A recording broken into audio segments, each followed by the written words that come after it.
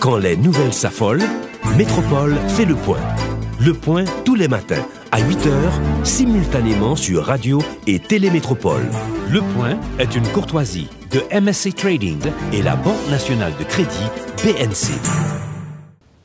Madame, monsieur, bonjour. Bienvenue à la rubrique Le Point de Radio et Télémétropole. Merci de votre fidélité à cette rubrique.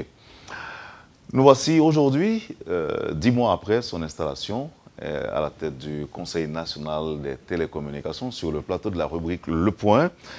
Je vais parler de Jean-David Rodney, l'actuel responsable du Conseil national des télécommunications. Et avec lui, ce matin, on va faire le point sur son bilan 10 mois après. Mais surtout, on va mettre l'emphase sur le système de communication d'urgence qui fait l'objet de réflexion depuis hier à Port-au-Prince. Donc, c'est notre premier invité. Et dans un second temps, nous aurons le privilège de recevoir sur le plateau de la rubrique Le Point le jeune Dossou Peter qui a voyagé, qui était récemment au Chili et qui a dû être refoulé par les autorités. Donc, il aura à partager son expérience avec le public de Métropole ce matin. Accueillons sans tarder notre premier invité, le directeur général du Conatel, Jean-David Rodney. Bonjour, merci d'accepter d'être avec nous à Métropole ce matin. Bonjour, monsieur Théodore. Bonjour à toutes les auditrices et auditeurs de Radio Métropole et à toutes les téléspectatrices et téléspectateurs de Télémétropole. Et on en est effectivement à 10 mois. Et 10 jours de commissionnement comme directeur général du Conatel. Et je pense qu'on peut déjà commencer à esquisser des éléments de bilan. Et j'en suis aujourd'hui à ma deuxième participation à l'émission Le Point de Métropole. Et à la première, j'ai eu à parler du plan d'action que nous portions. Et aujourd'hui, effectivement, en regard de chacun des axes de ce plan d'action, il conviendrait que l'on aille dans des éléments de bilan pour voir le chemin qui a été parcouru et puis le chemin qui reste également à parcourir pour permettre aux télécommunications de contribuer effectivement au développement socio-économique et culturel du pays. Un certain nombre de points avaient été classés par ordre de priorité et quelques-uns retiennent l'attention et peut-être font tache d'huile. Alors, dites-nous, en termes de réalisation, vous nous direz quoi ce matin, 10 mois après? Je commencerai peut-être par dire que l'agenda des télécommunications et des technologies de l'information et de la communication se révèle aujourd'hui l'un des agendas les plus dynamiques de la gouvernance globale du pays. Et à notre accession au Conatel, nous étions proposés d'adresser la gouvernance technologique nationale sous 5 axes spécifiques.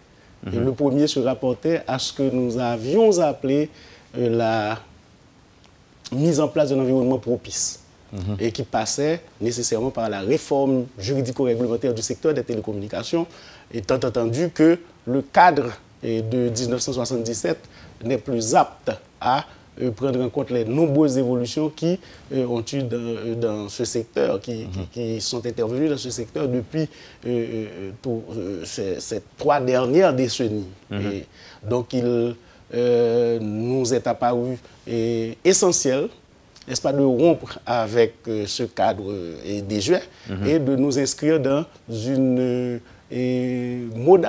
modernité, je dirais, juridico-réglementaire pour permettre au secteur d'avoir toute la sécurité juridique qui fait besoin pour son développement. Et oui. Oui, donc ça, c'est le premier point. Et le second se rapportait à la consolidation de l'infrastructure de l'information. Nous sommes partis du constat que nous avons une infrastructure défaillante à de nombreux égards. Et qu'il fallait non seulement nous assurer que la population ait accès à des services de communication de qualité, mais encore que le besoin qui fait de nous assurer que tous les éléments d'infrastructure soient en place. Parce qu'il ne s'agit pas seulement de regarder le système de télécommunication mobile. Il faut regarder également le secteur de la radiodiffusion. Il faut regarder également la question de la cybersécurité, la question des télécommunications d'urgence qui, comme vous l'avez dit tout à l'heure, fait actualité.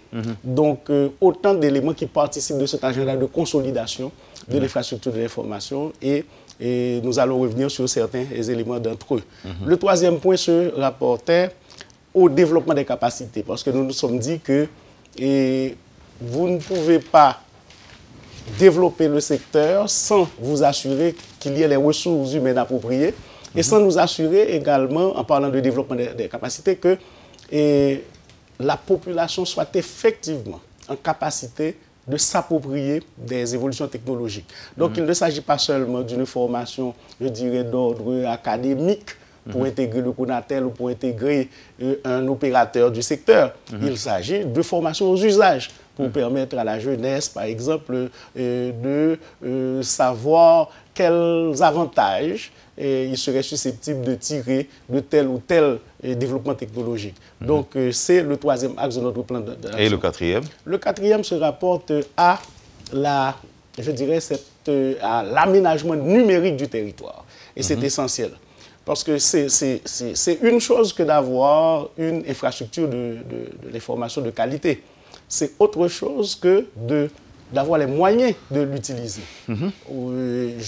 J'aime apprendre cet exemple qu'on peut avoir, par exemple, un réseau 4G LTE qui arrive à mauvais crochu. Et on peut ne pas avoir un ordinateur qui puisse permettre à un jeune d'accéder aux bénéfices de cette infrastructure.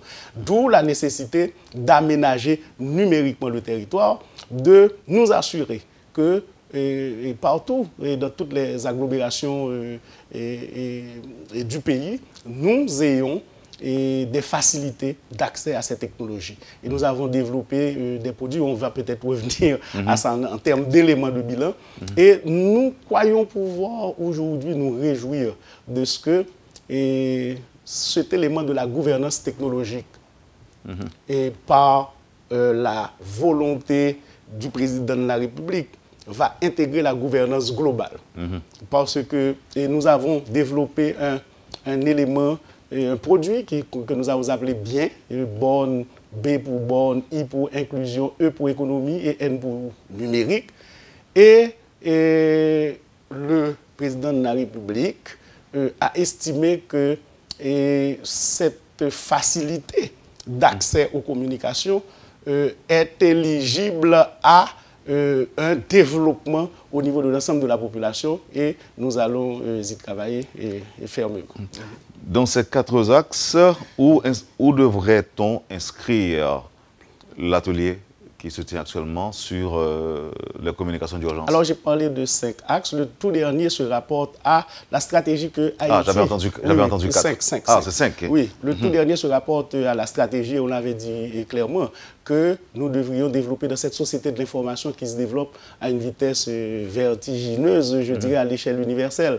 Et est-ce que nous allons continuer à être des ouvriers de Facebook ou de WhatsApp, ou est-ce que nous allons pouvoir prendre notre part, notre place dans cette économie de l'information qui se développe? Vous pensez que ce n'est pas encore le cas?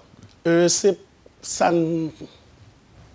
n'est pas le cas. Je l'assume et je l'affirme. Ou bien ce n'est pas encore le cas, au lieu de dire ce n'est pas le cas. Et ce n'est pas le cas parce que j'apprends quand même qu'il y a des gens qui commencent à gagner de l'argent. Donc le fait que l'on commence à gagner de l'argent veut dire qu'on n'est pas essentiellement des ouvriers. Il y a eu de nombreuses initiatives, émanant particulièrement des jeunes dans le secteur des TIC. Mais il s'agit d'initiatives parcellaires qui ne s'intègrent pas dans une stratégie nationale d'appropriation. Donc c'est à cet égard que nous-mêmes nous disons qu'il faut d'abord une doctrine. Il faut que nous disons comment nous allons intégrer cette société de l'information et nous donner les moyens politiques, économiques, techniques de cette intégration. C'est dans ce registre que s'est inscrit le salon de l'innovation que nous avons organisé récemment au Champ de Mars. Okay. Donc, mais voyons l'actualité, directeur. Voyons l'actualité. L'actualité, c'est justement cet atelier de réflexion qui se tient actuellement à Port-au-Prince, à travers lequel vous mettez l'emphase sur la nécessité pour que l'institution que vous dirigez renforce son système de communication. Et là, on parle de communication d'urgence au moment des catastrophes. Mais on retient aussi que dans vos démarches, il y a des points qui sont manquants. Par exemple, les moyens légaux. Pour implémenter le projet, vous avez besoin de quoi? Il ne s'agit pas d'un projet du Conatel. Il s'agit d'un élément de l'agenda national et des télécommunications à proprement parler. Et d'ailleurs, c'est un élément statutaire, j'aime à le dire, de l'agenda international des télécommunications à travers l'Union internationale des télécommunications. La question des communications d'urgence est une des questions inscrites aux commissions d'études de l'Union internationale des télécommunications. Donc c'est un élément de l'agenda du Conatel. Permettez que je m'explique davantage. Directeur Jean-David Rodney, quand il y a catastrophe, je ne veux pas parler par exemple du tremblement de terre de 2010 où tout faisait défaut à ce moment-là, mais quand on annonce un cyclone, une catastrophe quelconque, on constate une certaine mobilisation des différentes entités ou unités concernées par ça, des entités de l'État. Et c'est la grande mobilisation. On donne des conférences 3 ou 4 fois par jour pour annoncer les mesures préventives, pour faire état des dégâts. Et là, vous estimez qu'il est important que le système de communication en période de catastrophe soit renforcé. Comment vous allez le faire? Et qu'est-ce que vous entendez par renforcement et qu'est-ce que vous allez apporter de plus? Comme vous venez de l'exprimer, les communications sont incontournables dans le contexte de catastrophes naturelles. Notre vulnérabilité, de par notre positionnement géographique par rapport aux questions cycloniques, aux questions sismiques, font que nous devons nous préparer à gérer les contextes qui se rapportent aux catastrophes naturelles. Et cette préparation implique la mise en place d'un système de télécommunication qui puisse déjà en amont et avant les occurrences de catastrophes, qui puisse alerter efficacement, que la population sache qu'il y a tel danger auquel elle va devoir faire face et que les messages se rapportant à la protection civile puissent lui parvenir comme il se doit. S'il s'agit d'évacuer, par exemple... Mais est-ce que le travail n'est pas plus facile aujourd'hui, directeur Jean Rodney?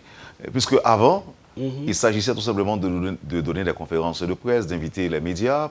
Mais aujourd'hui, il y a toute une explosion des moyens de communication. Tout le monde journaliste connaît là. Tout le monde a accès à nouvelles langues, tout le monde a accès à l'information.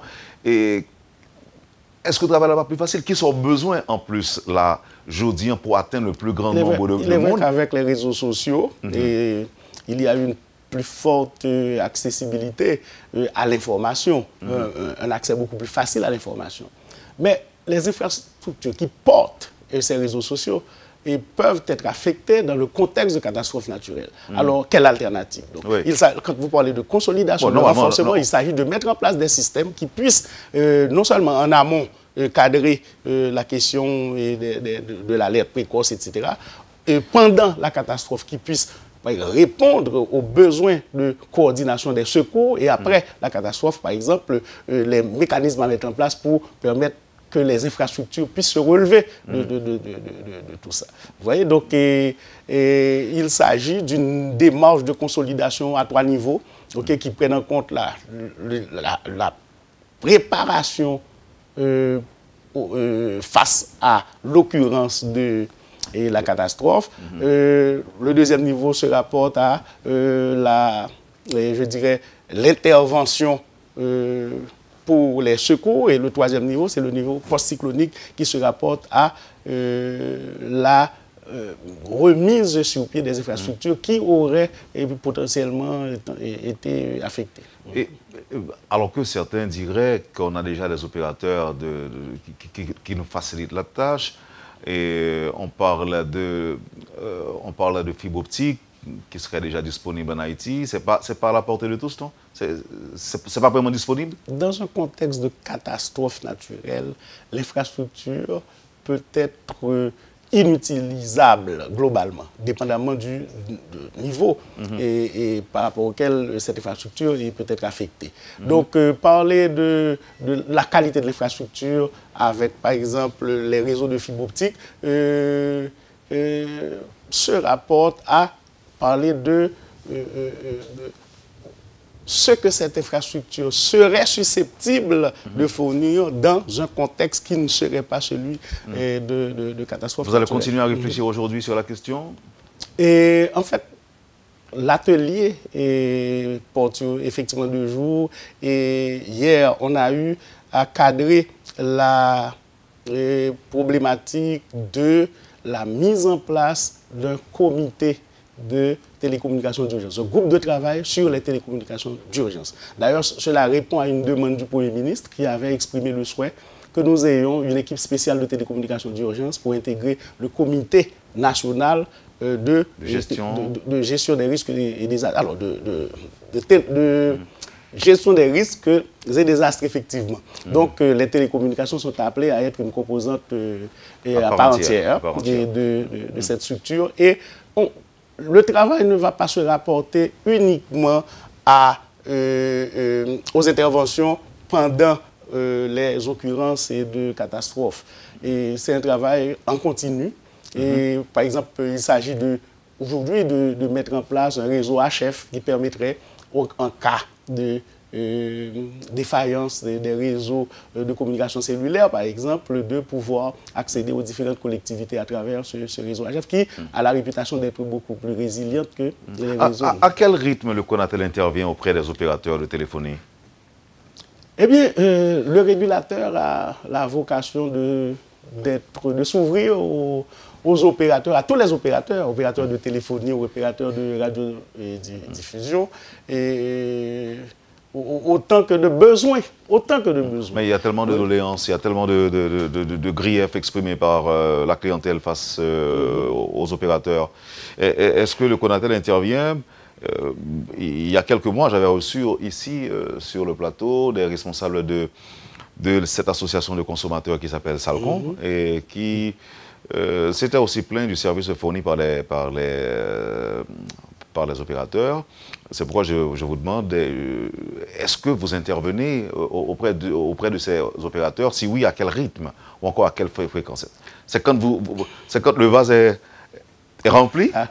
La question de la protection des consommateurs renvoie aux responsabilités directes du régulateur.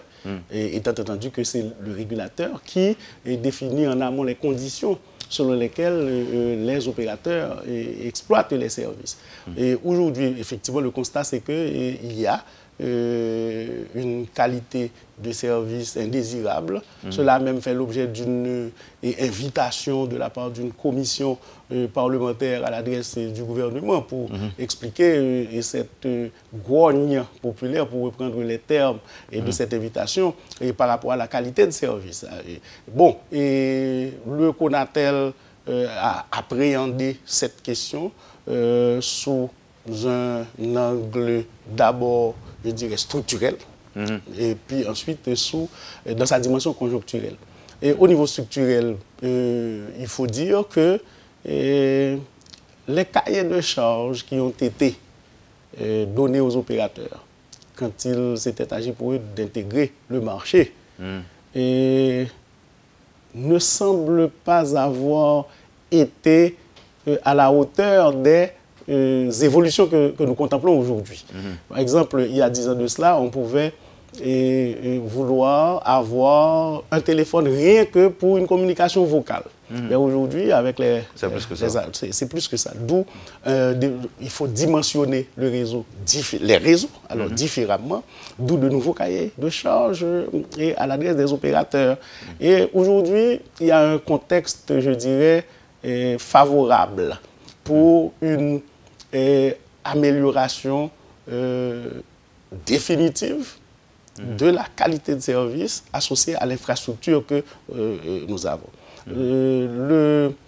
L'opportunité dans ce contexte favorable réside dans le fait que les opérateurs ont manifesté vis-à-vis du régulateur l'intérêt de migrer vers une nouvelle technologie qui s'appelle le 4G.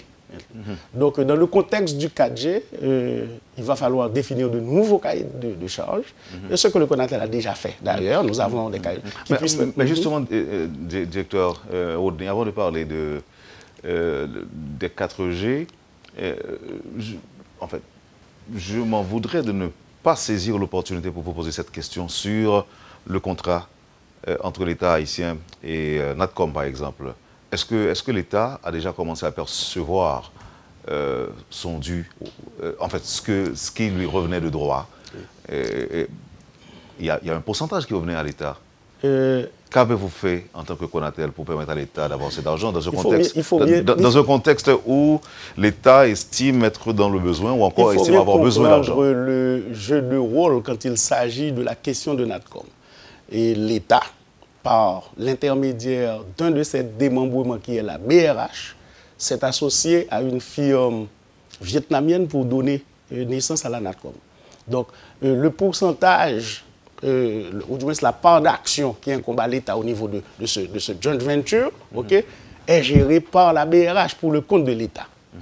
S'il y a des dividendes à la fin de tel ou tel exercice, c'est la BRH qui va bénéficier de ces dividendes.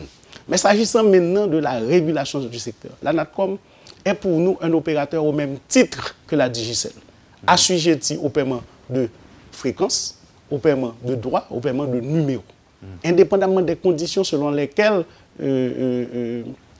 cette compagnie est venue à nous. Nous, en tant que régulateurs, avons l'obligation de la... Sinon, on ne fait pas de régulation, parce que la logique de la régulation part du principe que nous avons un environnement compétitif, etc., et que, comme on dit, il y a un nivellement à faire au niveau de l'ensemble des opérateurs qui fonctionnent, qui exploitent le secteur. Et vous êtes sûr d'y arriver? Eh bien, il y a peut-être par le passé des approches qui pourraient ne pas pouvoir s'intégrer dans un cadre de référence, un cadre normé. Mais à notre arrivée au Conatel, nous avons dit que nous n'avons d'autres moyens pour faire la régulation que ce cadre normé qui nous est offert universellement. Nous ne sommes pas les seuls à pouvoir ou à vouloir faire les télécommunications ou la régulation. Il existe un cadre normé et c'est ce cadre normé que nous appliquons. Directeur Jean-David Rodney, je rappelle que vous êtes directeur général du Conatel, Conseil national des télécommunications. En dépit des annonces, pourquoi la portabilité des numéros n'est toujours pas effective? Et la portabilité, c'est un mécanisme qui devrait nous permettre d'améliorer notre qualité de service, la qualité de service des opérateurs, en ce sens que vous pouvez choisir un opérateur, n'est-ce pas, et garder le numéro que vous aviez auprès de notre opérateur. Vous pouvez changer d'opérateur en gardant le même numéro, tout simplement. Pourquoi ce n'est pas possible? En fait, pourquoi ce n'est pas effectif? Et en fait, il y a eu une initiative de prise par les administrations antérieures pour rendre effective, comme vous avez dit, cette question de portabilité. Et à mon arrivée, la firme qui a été recrutée pour accompagner le Conatel était démobilisée. Nous avons choisi de faire une évaluation de la question de la portabilité et nous avons remobilisé, nous n'avons pas signé un nouveau contrat avec la firme, mais nous l'avons remobilisé et nous avons, dans le cadre de cette évaluation, pas encore fait le choix de reconduire le processus tel qu'il a été engagé, mais nous avons actuellement à date toutes les informations, toutes les propositions qui nous permettraient d'avancer là-dedans. Dans 1 an, dans 2 ans, ce sera effectif? Je ne m'aventurerai pas à donner une échéance. Pourquoi? Parce que la question est sensible aussi, il faut le dire. Et mettre en place un système de portabilité aujourd'hui, je prends pourrait être un facteur de déstabilisation du marché aussi, plus qu'un facteur de consolidation de la qualité de service. Imaginez qu'il y ait un nouvel entrant dans le marché, imaginez, et qui soit partie prenante de ce contexte de portabilité. Automatiquement, c'est un mécanisme en sa faveur. On ne sait pas ce qui risque de se passer sur ce marché avec une portabilité effective et un nouvel entrant. On doit tenir compte absolument. des Parce risques. que la régulation n'est pas seulement technique, elle est aussi économique. Et politique aussi? La régulation, en s'affranchissant de l'emprise des cadres administratifs, comme ça a été le cas par le passé, et se voudrait apolitique. Mais nous parlons de politique des télécommunications. Nous parlons de gouvernance technologique nationale. Donc, on peut parler de politique à cet égard. Un autre point ou encore un autre projet qui demeure apparemment dans l'impasse ou qui bute sur des difficultés.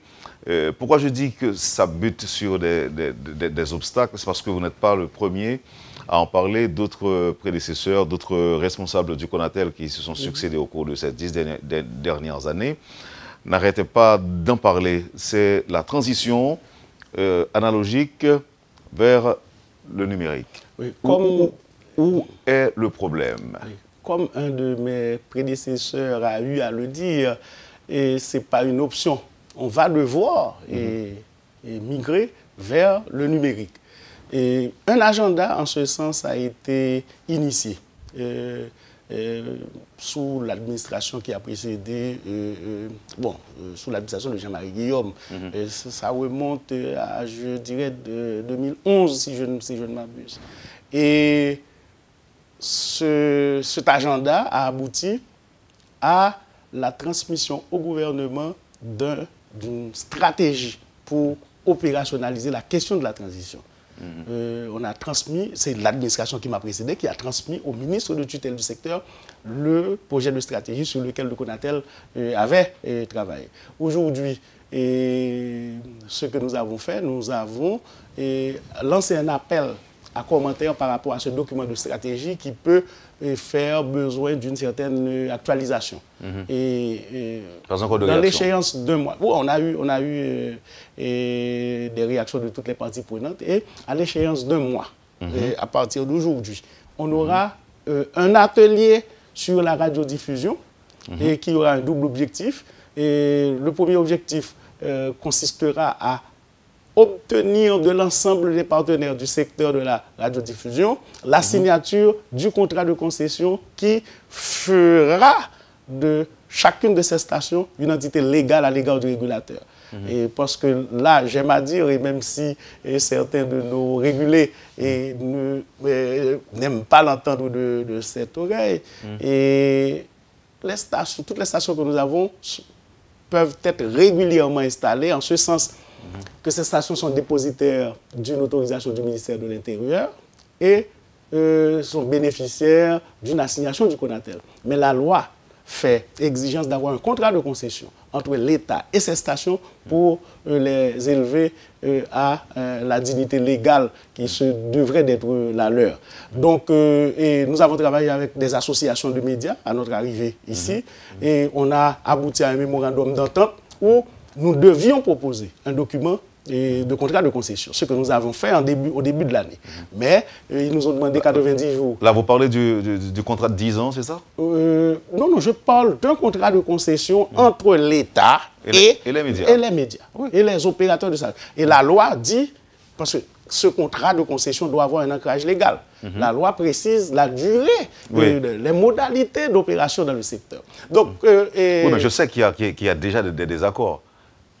Puisque à l'origine, cette loi a été adoptée sous un régime très fort. Et aujourd'hui, que les choses ont évolué, eh bien, je sais qu'il y a des responsables de médias qui ne voient pas justement... C'est pour cette raison que nous les invitons à cet atelier où, tous ensemble, il ne s'agira pas seulement du CONATEL, il s'agira de l'ensemble des pouvoirs publics, le ministère de l'Intérieur pour ce qui le concerne, le ministère du Commerce, le ministère de la Communication, le ministère de la Culture, les droits d'auteur. Et dans le contexte de cette rencontre-là, les préoccupations des médias seront mises sur le tapis. Vous nous parlez dans une lettre de préoccupation ayant droit à la liberté d'entreprise, comme quoi un contrat de concession entre le régulateur et les opérateurs pourraient entraver la liberté. En quoi, dans le secteur de la radiodiffusion, avec plus de 300 stations établies, attestées, la liberté d'entreprise peut-elle être entravée? Non, c'est parce qu'il y a d'atteinte à la liberté. Non, c'est parce que dans cette loi, il y a une durée. Et après, bien sûr. La durée est de 7 ans. La durée est de 7 ans. Et après ces 7 ans, le CONATEL a le plein pouvoir de renouveler ou de ne pas renouveler. Et si le CONATEL ne renouvelle pas, eh bien, ce qui arrive, le CONATEL entrera en possession des biens qui pourraient estimer à plusieurs milliers de dollars, à des centaines de milliers de dollars. Monsieur Théodore, la loi, c'est la loi qui régit le secteur depuis 40 ans. La société est dynamique. La société aussi, faut-il bien, n'est-ce pas? Comment quelqu'un va accepter d'investir de l'argent dans la mise en place d'une station de radio ou de télé, sachant qu'il détient un mandat de courte durée, on peut le dire ainsi. 7 ans est un mandat de courte durée. Il faut parler de dynamique d'évolution de la société. Oui. Cette dynamique se doit être encadrée. Se doit d'être encadrée. Voyez, nous sommes encadrés, encouragés aussi, encourager les investisseurs. La loi prescrit qu'aujourd'hui, pour résoudre le problème de l'insécurité hertzienne que vous confrontez, est-ce que vous savez que vous pourriez ne pas être en situation d'opérer vos radios? Vous le savez. Très bien. Parce que le régulateur pourrait ne pas être en situation de vous protéger par rapport à ce phénomène de la piraterie hertzienne qui existe et qui demande des moyens pour le faire. Mais comment vous régulez tout ça? Et directeur Kant, pas plus tard qu'hier soir, j'étais à la salle de nouvelles de Métropole, j'avais des difficultés à écouter une station sœur. Tellement il y avait d'interférences. Eh bien, il faut que le contrat de concession entre le régulateur et les stations de radio entre en vigueur pour que les clauses techniques qui s'associent à ce contrat puissent être mises en application. Pour que les clauses administratives aussi, parce que nous ne parlons pas seulement d'insécurité hertzienne, de piraterie hertzienne, nous parlons également d'insécurité audiovisuelle. Quand une station de radio peut se permettre de faire n'importe quoi, d'exploiter n'importe comment. Ou de dire n'importe quoi. Oui, de dire n'importe quoi. Vous voyez, dans le contexte de ce contrat de concession, nous entendrons tous. Ce n'est pas le régulateur qui impose. D'ailleurs, nous parlons de régulation collaborative. Et c'est ce mécanisme de régulation collaborative qui nous a conduit jusque-là à ce projet de contrat de concession. Mais si vous me dites que vous avez besoin de 90 jours pour étudier un document de 10 pages, là, vous créez l'impasse. Et nous ne pouvons pas accommoder cette impasse. Nous avons l'obligation d'avancer et c'est pour cette raison que nous allons continuer toujours dans la logique de régulation collaborative à travailler avec les associations, la NMH, l'AMI, et tout autre média régulièrement installé, comme je l'ai dit, pour qu'on puisse avancer.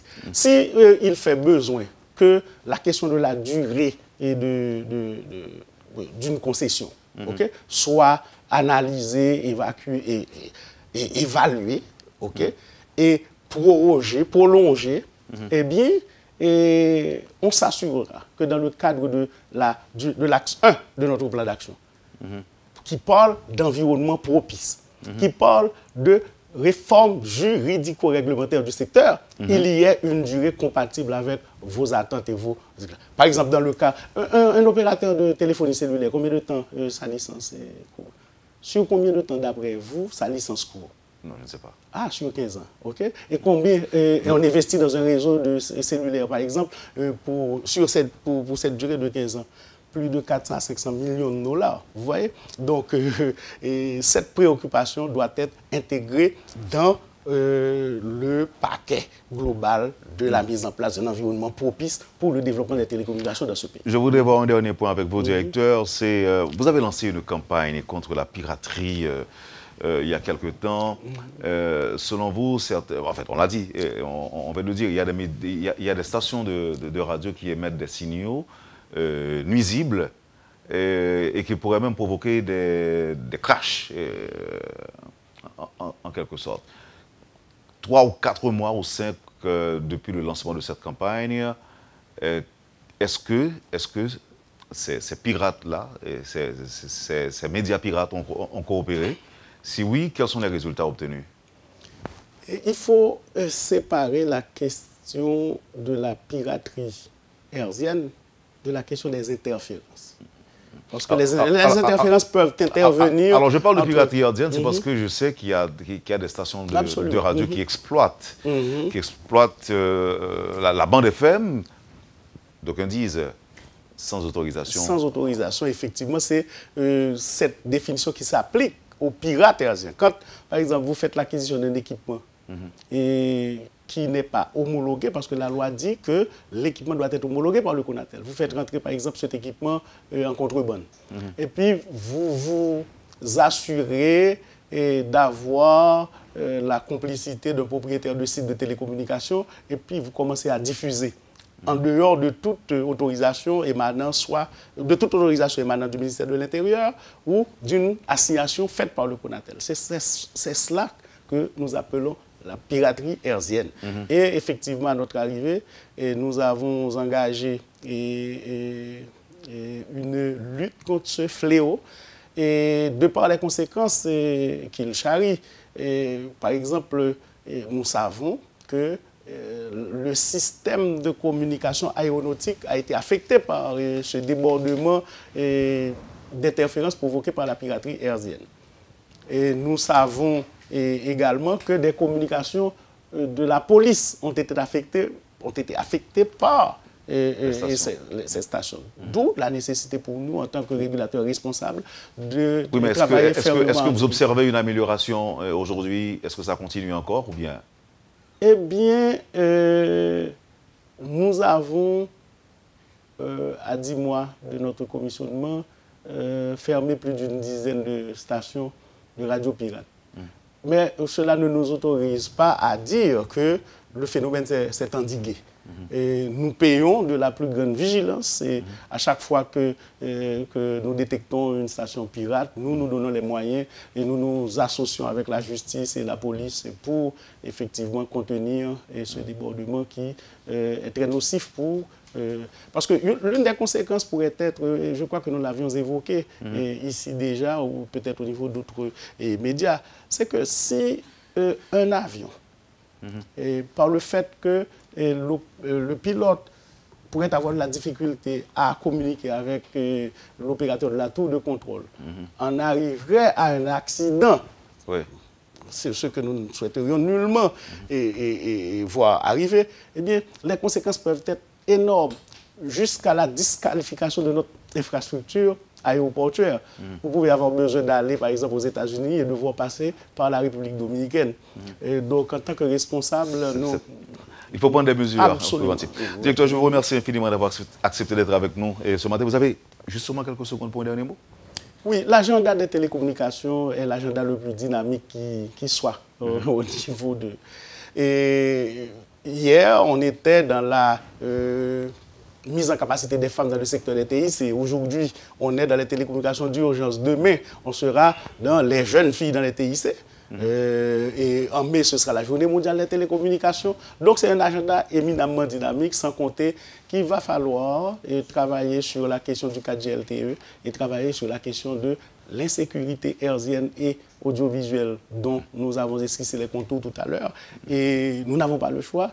Le travail doit être fait et nous nous sommes donnés et nous continuons à donner les moyens de le faire comme il se doit.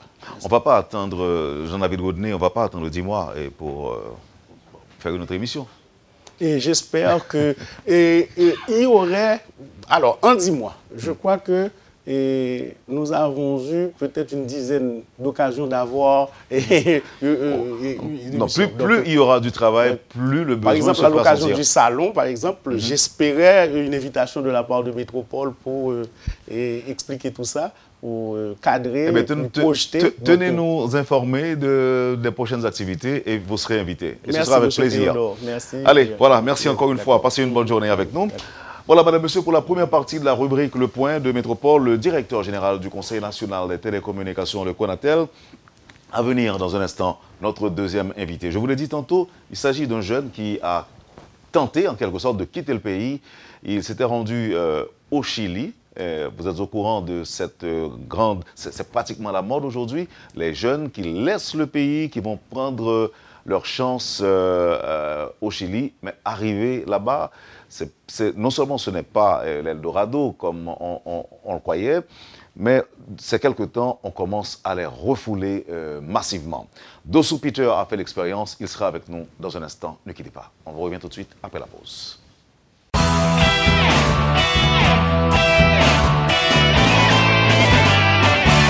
Le Point est une courtoisie de MSC Trading et la Banque nationale de crédit BNC.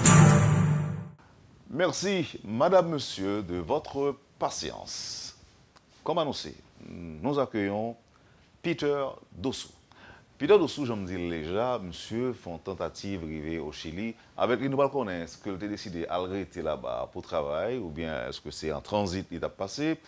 Peter Dossou fait toute étude secondaire, monsieur, tu as préparé pour faire des études à l'université, que ce soit au Chili ou bien dans l'autre côté. Bon, nous parlons le monsieur ensemble avec nous là, il est très très jeune.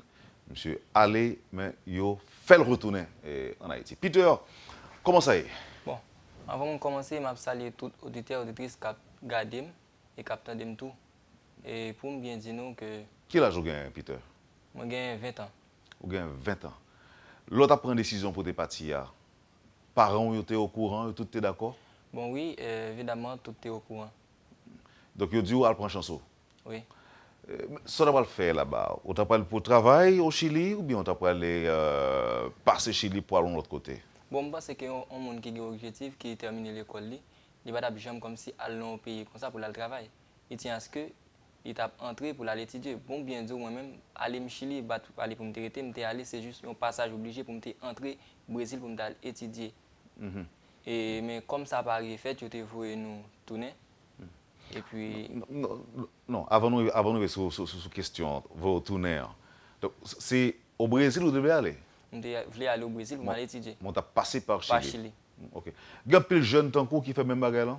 Oh, oui, il y a plus jeune qui fait même bagarre là. Ils sont allés? Ils sont allés et puis ils sont pas arrivés à aboutir au retourner. Pour bien dire que je suis allé depuis le 1er mars. Ils ont voulu me tourner et j'ai dit qu'il était 8. Pour bien dire que l'aime l'autre bon, dans côté que j'étais moi-même, moi j'étais dans un lieu comme si j'étais à l'aise. À l'aise et pas de grande difficulté par côté pam. Seulement par rapport aux mesdames qui étaient côté maintenant et air conditionné était vraiment trop exagéré pour eux, pas habitué avec elle. Et pour bien dire, tu as une demoiselle qui était souffert d'oppression et qui t'a souffert très grave. Et puis moi j'ai parlé avec le responsable qui ça qui était fait pour lui parce que demoiselle n'est pas capable et il faut que yo te balle et yo te prend pompe pour te gérer tête en façon il n'y a pas de balle accès. Et m'était tenté parler avec d'autres blancs qui étaient venus visiter et soit anglais, espagnol, m'était parlé ensemble avec eux et puis m'expliquer au cas, me dit bon, Chili maltraité haïtien. Et puis avant ça, on réunit l'argent pour partir?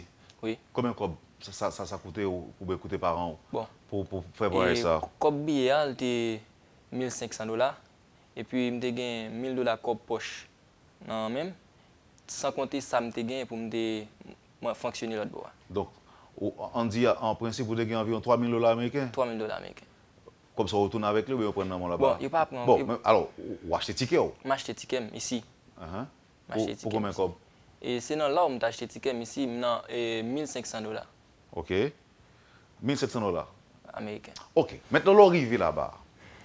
L'arrivée Chili. Qui peut mettre question vous poser?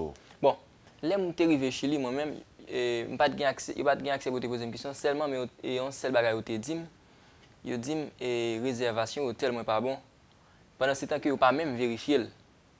Il pas même vérifier, le dit que réservation hôtel moi pas bon. M'étonné parce que me connais et dans là où m'ta acheté et non mais là c'est compagnie, même si on fait réservation hôtel là pour. Il pas le faire mais en dedans même m'ta acheté dans l'aéroport. Vous faites réservation dans l'aéroport? En l'aéroport, me joindre une agence, me bail al faire pour moi. Ah mais vous capable de raison pour retourner si vous voyez que vous devez vérifier avec l'hôtel là? Oui, monsieur vérifié, il était relais. Il fait me connaître que tout bagage est confirmé. Pour bien d'où affaire de confirmation, c'est pas un bagage qui réel vrai. C'est sous la forme. C'est sous la forme pour bien dire et il y a des gens qui viennent, il va me checker pour eux, tout faire ou faire demi-tour. Il dit venez aujourd'hui, fait 13 heures de temps dans l'air et tout tourner encore sans pause. Pas comprendre. Par exemple que ouvrage ou river. Ouais. On va me checker pour tout faire tourner une fois. C'est comme si son tour t'a fait l'air. On t'y promenade t'a fait l'air. Voilà. Donc on arrive et puis yo quitte l'avion atterri et puis on est qu'il faut pas entrer dans salle côté pour checker sans avoir que va même faut checker même. Yo prétend faut passer. Est-ce que c'est ou même seulement que ça arrive? Est-ce que il y a un pile monde yo kembe? Oui, il y a monde yo kembe dans voyage par exemple il y a 200 et puis monde. Et il premier an il y a 4 monde qui passaient, c'est des monde qui étaient résidence déjà. Et les gens qui plus passé dans le voyage, c'est les gens qui ont un bébé. Depuis que tu as une chance de passer. Ah, depuis que tu as une chance de passer. Bon, pour qui ça, d'après même, les gens qui parlent avec Timon pas de chance de rester? Parce que vous avez assez de maturité, ou pas qu'apprendre ou qu'apprendre ces courses avion pendant 2 fois ou même. Mais un petit monde pas qu'apprendre. C'est dans le contexte ça, vous d'accord tout le monde qui vient à Timon pour passer. Mais ou même vous fait 8 jours. Je fais 8 jours. 8 jours ça, qui côté vous été? 8 jours ça, je suis dans le lieu touristique, comme si les gens qui viennent et même j'ai accès à manger pour bien d'où, j'ai des preuves sur le téléphone moi, côté que je acheté, je fais des vidéos, je manger tout ça. Et puis je fais des vidéos côté que Léo transmettre demoiselle à l'hôpital parce que je fait bruit et même pour bien d'où. Qui j'en fait bruit? Pourquoi ça fait bruit? Parce que demoiselle était dans une situation amertume.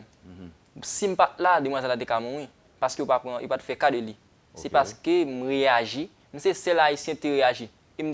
Par rapport de moi-même, tout haïtien qui réagit. Vas-y, je ne pas replier. Donc, lorsque tu réagis, c'est-à-dire que vous te protestez concrètement. Oui, contre ça qu'il y a à faire. Est-ce que vous n'avez pas de gens qui sont supposés venir chercher? Bon, oui, il y a des gens qui sont supposés venir chercher. Il y a des gens même qui viennent chercher, mais ils ne disent pas qu'il y a un haïtien là. Ils ne disent pas qu'il y a un haïtien là. Oui, mais comment faire comprendre ça parce que je ne parle pas le créole? Bon, pour me bien dire, et avant de dire ça, je dit comme ça que tout haïtien fier que c'est haïtien. Parce que oui, au niveau de... Alors, entre nous, pour nous dire nous fiers, mais pas le niveau là-bas. Parce que non, il va le niveau là-bas. Il y a comme ça que si tu es fier d'après de la caillou. Il va le niveau là-bas. Moi-même, c'est l'haïtien qui t'a parlé, tu as tourné dans le pays et je viens travailler. OK. Pour me bien dire, c'est dans... Oui, mais on va te convaincre de ça. Attendez. Il n'y a pas attendu quand il... Premier, ça va poser une question, il m'a dit, est-ce qu'on parle espagnol? Immédiatement, quand on parle espagnol, il y a parlé devant le premier réel, il y a des gens qui parlent, qui disent pas parler, donc moi-même, je comprends que je dis pas parler pour me carrer attention. Et on parlé très mal tout, bon, il dit, bon, qui ça n'a fait? Est-ce qu'il a considéré, monsieur, moi, je ne pas pris l'hôtel là, non, comme si moi, j'ai un bail qui marchait. Devant moi, même pour que je ne parle pas espagnol. Vous parlez espagnol? Je parle espagnol un peu. Et puis... Alors, bon minimum, vous comprendre? Je comprendre. OK. Pour bien dire, et puis, ça passe, là, je viens de copier sous choc. OK. Je viens de copier sous choc comme ça, je me dis, bon, ça va passer comme ça. Puisque moi, c'est tout haïtien qui comme ça, et même, malgré le bagarre là, yo été quoi que c'est réservation hôtel qui pas bon. Pourtant, il pas vrai du tout. Et bon, pour bien dire, yo fait 2 tentatives pour te voir me venir. Je suis venu depuis mardi. Je suis voyagé pour moi, je suis venu depuis mardi. Mardi, je suis venu, chaque monde a une croyance. Moi-même, je crois dans Dieu, je prie Dieu, je me dis, bon, même si je suis monté avion, qui est avion bloqué, Et me font une tentative, ils venu pour aller nous mardi, même ensemble avec demoiselle là, nous montons avion et environ 100 personnes. Et puis pour l'avion faire ça, pour le bloquer, pour l'aller, il pas aller, il bloqué. Demoiselle a venu pour une crise, m'occédé par l'esprit de Dieu, et puis bon, il fait nous descendre, il fait nous descendre, et puis tout, il voyait l'autre monde aller. Pendant que vous voyez l'autre monde aller, et puis pour bien dire, nèg bon coup, il bon coup par rapport aux gens qui m'ont réagi, il bon coup. Et puis il bousculé ou il bousculé, premier joueur bousculé. Et puis mercredi encore fait même tentative là pour venir. Avion bloqué encore. Avion bloqué encore. Est-ce que c'est bloqué avion? Bon, et pas moi bloqué avion, ça me prier à bloquer avion. Bon Dieu. Bon Dieu. Ah OK. Et puis comme ça, nèg dit ça cap passer comme ça. Tout à coup, il prend comment avion bloqué? Il va partir du tout, moteur pas start il start, mais pour décoller pas qu'à décoller, il dit il court pas qu'à prendre vol. Oh, avec tout le monde là-dedans. Tout le monde là-dedans. Et puis, ils mettent nous à terre. Mais vous connaissez vous-même qui a frappé? Oui, ils mettent nous à terre. Pendant qu'ils mettent nous à terre, même ensemble avec là, ils mettent nous à venir nous deux. Dans 250 personnes qui devaient voyager, celles nous détraiter. Je dis, mon Dieu, moi-même, je suis venu, je ne vais pas venir pour me traiter, c'est un passage obligé. Même comme je ne peux pas quitter mon dans le pays, il y a tant de jours pour me faire, pour me faire. OK. Et puis, mercredi, non, jeudi, il va le voir ça là, jeudi m'a venir parce que me fait 8 jours complètement. Jeudi au venir voir m'aller et puis on commence à prier, me dit que même ça t'est fait là que commence à faire encore. Nous te gain voilà te gain pour te faire à 7 heures. Et nous étions réunis depuis 6 heures nous étions dans l'avion, mais dans l'avion de venir pas dans ligne nous parce que vol nous te étant fait déjà. Parce que c'est par rapport à ça fait là qui fait nous parler parce que nous dégaine qui était il est obligé de payer Sunwise venir ensemble avec nous. OK. Et pendant il paye Sunwise pour venir ensemble avec nous et puis pendant monter avant monter avion et puis tout me lever tête moi là me fait signe là quoi. Pendant me fait signe là quoi tout coup nèg yo bap te gen 10 commandants là yo bap yo courir monter avion yo dit l'autre moun arrêté il a joindre ensemble avec moi pendant me dans ensemble avion me chita jouer me chita comme ça puis nèg commence à bon calotte. Il a frappé dans la tête, il était très cool, il a réagi et puis tout. Il m'a fait donner des chants, et tout, m'a prié. Il a dit faux, il a dit non. Quoi ça? Bon. Et ça a dit parce que si vous réalisez ou vous pouvoir sur pour un avion, donc vous pensez l'autre bagage tout. Il tente de dire que nous c'est diable. Il n'a pas quitté nous chita même côté. Pendant 2 fois nous chita même côté, il pas quitté chita même côté. Et pendant ce temps moi me t'ai dans la tête moi demoiselle là, nous pas chita même côté je dis. OK. Mais bon du bagage pour nous finir pour nous plus direct, quelle leçon tirer de l'expérience ça pour faire? Bon, plus grande leçon que me tirer de l'expérience là, pour me dire c'est un nèg qui était timide en pile. Et me te mettre senti un bagage que me pas pèse pour 1000 par rapport de tant ça que me fait des gens que moi appris haïtien pareil moi qui c'est sans moi et me intercédé pour ça fait tout 6000 qui était là quand moi tout net évalué. Kouné là après expérience est-ce que vous intéressé toujours aller? Bon, si c'est pas Chili pour me passer pour aller dans l'autre pays, m'a passé. Mais question de Chili il pas dans tête moi pour me même passer là-dedans même. Pour qui ça? Parce que par rapport aux gens que yo te servi ensemble avec haïtien pareil moi yo. Ça te fait mal. Moi-même, j'ai une chance pour me faire tout le jour pour me faire. Et bien que mesdames ont mal dormi, ont même une croissance, ils n'ont pas de serviette hygiénique. Il y a un problème. Il y a un problème. Et puis tout va même bien. Il n'y a pas de chance à douche pour te baigner. Même pendant 8 jours, ça, vous jeune manger, vous jeune bon côté pour baigner, pour dormir. Vous pouvez manger, nous, par exemple, là, nous passons toute journée comme ça, vous pouvez manger nous dans 8 h du soir. Moi-même, pas arrêter comme ça parce que je suis un cop dans la poche. M'acheter et demoiselle dans tout qui est ensemble avec moi, il était un cop dans la poche même nous sommes nèg pas même fouiller même dans cop fille, me dépenser avec l'argent dans poche moi. Oui parce que vous t'es bien parti ou même. Oui, bien parti. Dépenser cop moi et tout pour me organiser demoiselle là parce qu'il n'est pas de cas utile tête rien et même pipi pour la pipi c'est moi qui pour aller. L'aile vient dans douche là, me fait 2 mesdames aller soutenir parce qu'il me pas entrer dedans moi même. C'est ça. Vous êtes capable tout parce que comme il pas fait pour garçon. Oui, c'est. Mais quand il a retourné dans le pays qui ça mon la caille dit il a fait? Bon, mon la caille moi j'ai en vision l'autre bagaille pour moi c'est que pour me voyager pour m'aller étudier parce qu'il me pas arrêter comme ça. Pour me bien dou moi même c'est serve au pays. C'est serve au pays que chaque haïtien connaît que cœur c'est drapeau pays. C'est ça. Et bouche pour flotter drapeau pays. C'est ça. Donc quand on retourne, on obtient une prochaine occasion pour capable continuer l'étude. Oui. C'est ça. Bon, ma première en pile, Peter Dossou, Oui. pour partager l'expérience ça, ou devine partager l'expérience pour là. Jeune capitaine d'eau là, est-ce que vous êtes capable d'encourager au Chili ou pas? Bon, ça que je suis capable de dire pour chaque jeune capitaine de là, et bon, moi pas jamais décourager un jeune s'il veut aller au Chili, mais celle ça me connaît par rapport à l'expérience vécue, m'a dit si vous terminez l'étude classique, Chili pas place ou. Chili pas place ou, pour vous expliquer ça que je vais dire. Chili pas un bon côté que pour aller étudier vrai. Pour bien d'où même des problèmes médecins l'autre bord, le demoiselle t'a souffrir. Docteur pas de pensionné. Docteur pas de pensionné. Ou pas de docteur disponible. Imagine que vous menez docteur vini, demoiselle là, les moun saisi pas bay moun nan piqui. Demoiselle là dit pas prend piqui, yo tient à ce que faut prendre piqui. Et là bay demoiselle là piqui, lui tout dit. Et pour bien d'où, m'te manqué oublier ça. Demoiselle là te voyagé et li fiancé. M'ta pas avec là, c'est bien dommage là le cap et moun au cap lié, li rivé au cap, la vinn 22. Et puis mais côté fiancé là. Fiancé à Chili et l'île t'a ouais. Et puis tout pour le traverser, pour aller étudier, parce que lui-même, il est dans la deuxième année de faculté de médecine. Est-ce que nous formons un groupe de monde qui est de Chili? Bon, il a formé un groupe là, mais même pas là-dedans. Je me dis pour mettre là, je pense que Pita qui m'a là-dedans. Ok. Bon, malheureusement, nous ne pouvons pas cabriter en pile, parce que nous avons l'information que nous avons gérée là pour auditeurs métropole et téléspectateurs. C'est sous situation qui a développé au niveau de la République dominicaine. Moi, je remercie infiniment Peterson. Alors, nous allons essayer de retrouver le correspondant métropole qui est en République dominicaine, c'est Jean-Michel Kawa. Jean-Michel Kawa qui parle pas les noms de situation, ça comme tout le monde connaît, depuis il a chassé haïtien, de Pédernal étant. Jean-Michel, bonjour Jean-Michel. Bonjour Wendel. Et Jean-Michel, vous êtes déjà en onde, je rappelle que vous êtes notre correspondant permanent en République dominicaine. C'est autour de cette situation qui prévaut depuis hier à Pédernal.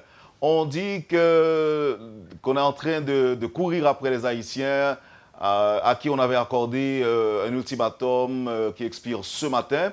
Sinon, on pourrait même les massacrer, les tuer. En fait, c'est ce qui circule. Et ce serait en représailles à l'assassinat d'un couple dominicain. Je sais aussi que le présumé assassin a été appréhendé par la police nationale haïtienne. Première question, Jean-Michel Kawa, puisque vous êtes à Santo Domingo, qu'est-ce que vous avez comme information? Est-ce que la situation a évolué? Dites-nous, Jean-Michel, qu'est-ce que vous avez pour nous comme nouvelles? Alors écoutez, les nouvelles qu'on a ce matin, c'est qu'effectivement, donc ce que vous venez de raconter est juste. Il y a eu il y a 15 jours donc un double assassinat, un couple d'agriculteurs dominicains qui a été assassiné à coups de machette et deux Haïtiens en situation irrégulière ont été accusés d'avoir commis ce meurtre. Et la tension est brutalement montée donc hier lorsque la femme, donc l'épouse, Neida Urbaez, qui avait été donc gravement blessée, est finalement décédée et a été enterrée hier. Donc des membres de sa famille et des amis, des proches se sont rassemblés autour d'un pick-up avec un haut-parleur et ont sillonné la petite ville de Pedernales, qui, comme vous le savez, est une ville frontalière en face de Onsapitre, et ont commencé à proférer des accusations contre les Haïtiens en leur disant de quitter la ville, en leur donnant un délai jusqu'à aujourd'hui 10 heures pour quitter la ville, sinon ils les menaçaient de toutes sortes de menaces vraiment très sérieuses qui évidemment créent une grande inquiétude dans le pays. À Saint-Domingue, les autorités ont rapidement réagi et le gouvernement, les autorités, le président et le ministre des Relations extérieures ont annoncé l'envoi de renforts militaires, 220 soldats, on le dit, pour éviter les affrontements, les problèmes donc dans cette petite ville de Pedernales. Alors selon les toutes dernières informations que je viens d'avoir, selon le curé de Pedernales, le padre Milton Ramirez, effectivement, un nombre important d'Haïtiens aurait quitté Pedernales au cours des dernières heures, aurait traversé la frontière donc en direction de Dansaptitre, et la situation serait toujours très tendue. Mais comme je vous le disais, les autorités dominicaines, conscientes de la gravité de la situation, semblent décider à éviter qu'il y ait des dérapages et des actes regrettables contre la communauté haïtienne à Pedernales. Donc il n'y a rien de politique là-dedans, c'est une décision prise par des proches des deux victimes en représailles alors?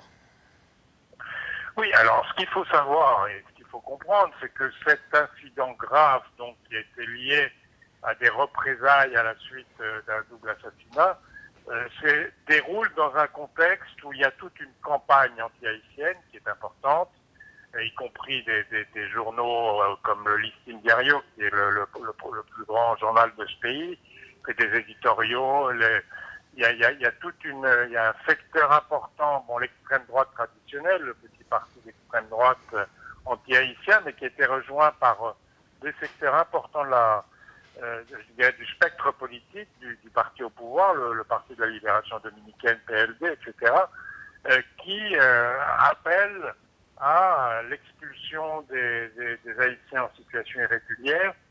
C'est vrai qu'il y a eu ces derniers mois une augmentation importante, en tout cas de la visibilité du nombre d'illégaux en République dominicaine, mais pas simplement des Haïtiens. Il y a un nombre important de Vénézuéliens en situation irrégulière qui sont arrivés, et ces journaux, ces secteurs de droite anti-haïtiens, évidemment, n'appellent pas à ce qu'ils soient expulsés. Donc il y a une composante spécifiquement anti-haïtienne et raciste, et inéluctablement qui apparaît dans cette...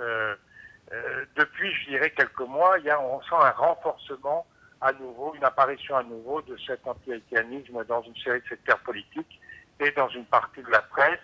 Alors d'un autre côté, il y a des gens qui, notamment sur cette affaire de Pedernales, sur les réseaux sociaux, il y a eu de nombreuses réactions condamnant donc ces appels au pogrom, à la chasse aux Haïtiens. Et on sent que la société dominicaine est divisée sur ce sujet, mais on sent aussi que l'augmentation de la pression migratoire haïtienne est en train de poser des problèmes, d'autant qu'il y a toujours cette confusion qui vient au détriment des descendants. Vous savez, le dossier des descendants de migrants haïtiens nés sur le sol dominicain qui ont été affectés par cette fameuse sentence du tribunal constitutionnel.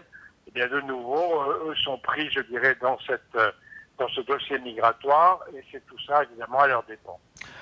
Alors, une dernière question, Jean-Michel Kawa. Même si cela se calme un peu à Pedernales, est-ce que les autorités haïtiennes, selon vous, devraient prendre au sérieux les menaces? Écoutez, moi, le sentiment que j'ai, étant du côté dominicain de la frontière, c'est qu'il y a une absence de l'État haïtien dans tous ces dossiers. On ne sent pas, en tout cas on n'entend pas, on ne voit pas, on a l'impression vraiment que l'État haïtien est plus faible que jamais, et notamment sur ce dossier migratoire.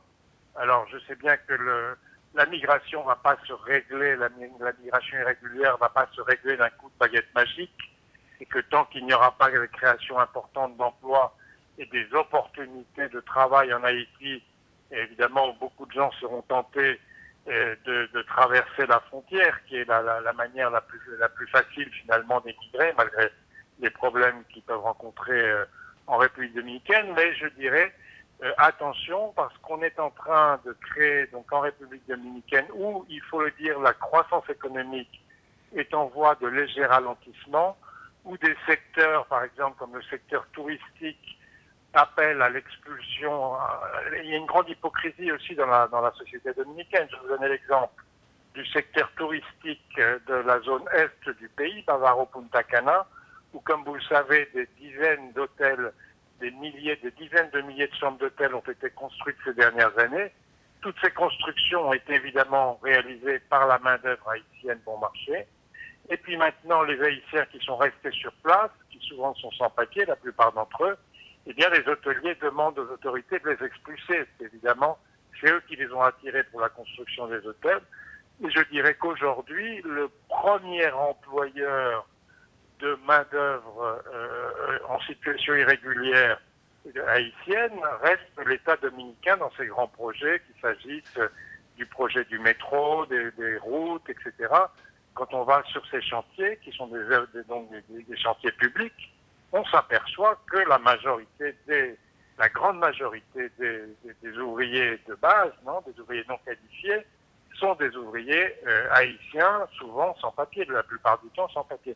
Donc il y a une grande hypocrisie. Le secteur agricole, le secteur construction disent, nous, on ne peut pas appliquer la loi dominicaine qui exige que 80% des employés soient dominicains et ne réserve que 20% pour les étrangers, en l'occurrence les Haïtiens. Dans beaucoup de secteurs agricoles et dans la construction, ils disent, nous, on ne peut pas travailler comme ça, il faut qu'on ait davantage d'employés haïtiens. Donc vous voyez, il y a une grande hypocrisie ici, mais il y a aussi, on voit beaucoup plus dans les rues, on voit beaucoup plus d'Haïtiens traîner dans le commerce informel, des jeunes qui déambulent sans travail. Et il y a de plus en plus d'actes, je dirais, de délinquance et criminels commis par des Haïtiens, ce qui n'existait pas il y a encore 10 ou 15 ans, très rarement, on voyait ça dans la presse. Et effectivement, ça crée, dans une situation, je vous dis, de ralentissement économique, ça crée une espèce d'absétrixation et une situation dangereuse face à laquelle on n'entend pas les autorités haïtiennes. L'État haïtien n'est pas visible, n'est pas audible, est absent. Et je crois que c'est une situation qui est très dangereuse. Merci Jean-Michel Kawa. Bonne journée. Merci à vous. Voilà. Jean-Michel Kawa, notre correspondant permanent en République dominicaine qui faisait le point sur la situation à Pédernal. Alors, l'information en quelques mots, c'est que un couple dominicain a été récemment assassiné, tué par un Haïtien. Donc, le présumé assassin a été donc arrêté par la police nationale et hier, en représailles, des Dominicains s'en sont pris à des ressortissants haïtiens qui vivaient en Pédernal, ville frontalière, et ils ont accordé en quelque sorte un délai expirant ce matin pour que tous les Haïtiens laissent Pédernales. Voilà, madame, monsieur, on a eu une édition de la rubrique Le Point spécial. Aujourd'hui, dans un premier temps, on a fait le point avec le directeur général du Conseil national des télécommunications, Rodney Jean-David, et puis ce témoignage de Peter Dossou qui est un jeune de 20 ans qui avait tenté de se rendre au Chili et pour finalement aboutir au Brésil ou en Argentine pour qu'il puisse faire ses études universitaires. Il a été donc refoulé par les autorités dominicaines. Et en dernier lieu, on a fait le point avec notre correspondant permanent en République dominicaine, Jean-Michel Kawa, qui nous parlait des menaces proférées à l'encontre des ressortissants haïtiens en République dominicaine. Ils ont été, pour la plupart, chassés. On leur avait demandé de quitter, de vider les lieux, sous peine d'être tués, rapatriés, refoulés par les autorités. En fait, pas par les autorités haïtiennes, mais ils auraient été contraints par les habitants de Pedernales de quitter cette ville. Ce qui a été en partie fait, mais on apprend que le calme est revenu, mais la situation demeure encore, je dirais, préoccupante à Pédernal pour les Haïtiens qui sont là-bas. Merci, madame, monsieur, d'avoir accepté Métropole chez vous. Merci de l'accueil. Passez une excellente journée avec nous et à demain. Quand les nouvelles s'affolent, Métropole fait le point. Le point tous les matins à 8h, simultanément sur Radio et Télémétropole. Le point est une courtoisie de MSC Trading et la Banque nationale de crédit BNC.